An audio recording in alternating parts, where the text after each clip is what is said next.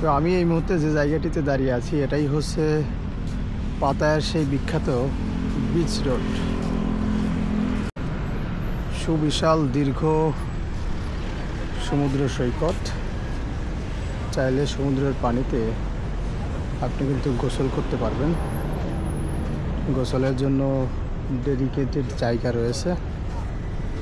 So এখানে অনেক foreigner এসেছেন যারা গোসল করছে, বা এখানে সানবাথ যেটাকে বলে এদের ভাষায়, পোশাক খুলে রোদ্রে কিন্তু শুয়ে আছেন। তো রাত্রেবেলা কিন্তু এই রাস্তার দুধারে দাঁড়িয়ে থাকেন রাতের রানীরা। এই কারণে রাত্রেবেলা ভিডিওটা করা বেশ অকওয়ার্ড একটা বিষয়। সো দিনের বেলায় আপনাদেরকে একটু দেখানোর চেষ্টা করছি বিচ রোড। এটা হচ্ছে অ্যাকচুয়ালি রোড, এর পাশেই রয়েছে সুপোস্ত হাঁটার জায়গা। এখানে দেখতে পাচ্ছেন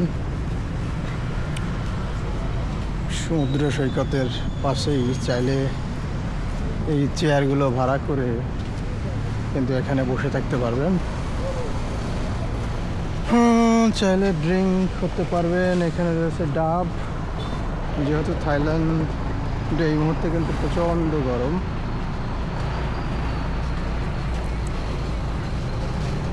তো চেয়ারগুলো ভাড়া নিতে পরে আপনার 50 বাট। রাস্তার ওপাশে কিন্তু রয়েছে নাইট ক্লাব, পাব, এবং এই রাস্তার শেষ মাথায় কিন্তু অবস্থিত ওয়াকিং স্ট্রিট। এই রাস্তা দিয়ে সোজা হেঁটে গেলেই পৌঁছে যাব ওয়াকিং স্ট্রিট। রাত্রেবেলা বেশ জমে, ওখানে বেশ বড় বড় নাইট ক্লাব রয়েছে। যদিও এই মুহূর্তে দর্শনার্থী বা ট্যুরিস্টের সংখ্যা খুব কম, রাত যত গভীর হবে এখানে ট্যুরিস্টের সংখ্যা তত বাড়বে, আগত মানুষের সংখ্যা তত বাড়বে।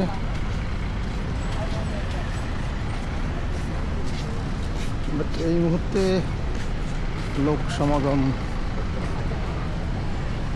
একদমই কম, কারণ ওয়েদার বেশ গরম, প্রচণ্ড গরম।